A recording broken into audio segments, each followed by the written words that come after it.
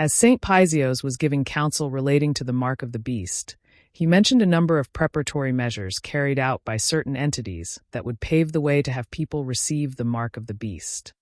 He mentioned that dogs are receiving a mark that can transmit a signal so they can be located wherever they may be. A stray dog that does not have this mark is usually put down. Eventually, this process will apply to humans who are not marked. He also mentioned that tons of fish are being marked to study their migration patterns. By this, Saint Paisios is implying that this type of mark will be applied to the human population so that they can be tracked wherever they may go. For everyday people, these measures seem to be for the expansion of knowledge and science, and for the betterment of people and their communities.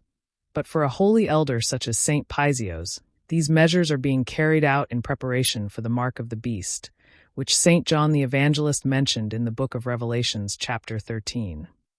What Saint Paisios said next was ignored by the Church for almost 40 years, until the fulfillment of his words began to occur right before the very eyes of all to see. The onset of COVID-19 and the global measures taken to control the pandemic was nothing short of the fulfillment of this prophecy. He went on to say, "And now a new vaccine has been developed to combat a new disease, which will be obligatory, and those taking it will be marked." He goes on further to say, "Anyone who is not marked with the number 666 will not be able to either buy or sell, to get a loan, to get a job, and so forth." The fulfillment of this prophecy made by Saint Paisios caused so much turmoil among ecumenists, as they simply could not believe that a simple monk like Saint Paisios could make a prophecy that would be fulfilled right before their very eyes.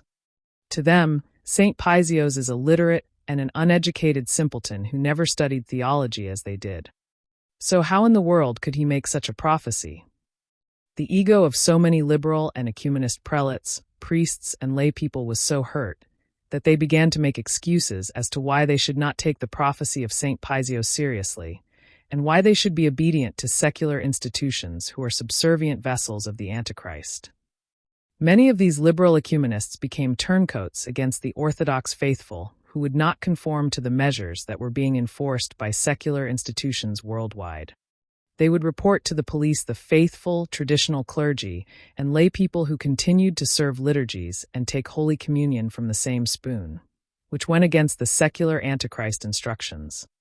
Some of them even had the audacity to take photos of Orthodox Christians communing from the same spoon and then submit those photos to the police, government institutions, and to media outlets so that they would name and shame the faithful Orthodox Christians. Jesus taught that a man's enemies are those of his own household. This teaching was embodied by the ecumenists who became turncoats against the faithful and endeavored to stop them from partaking in the liturgy and Holy Communion.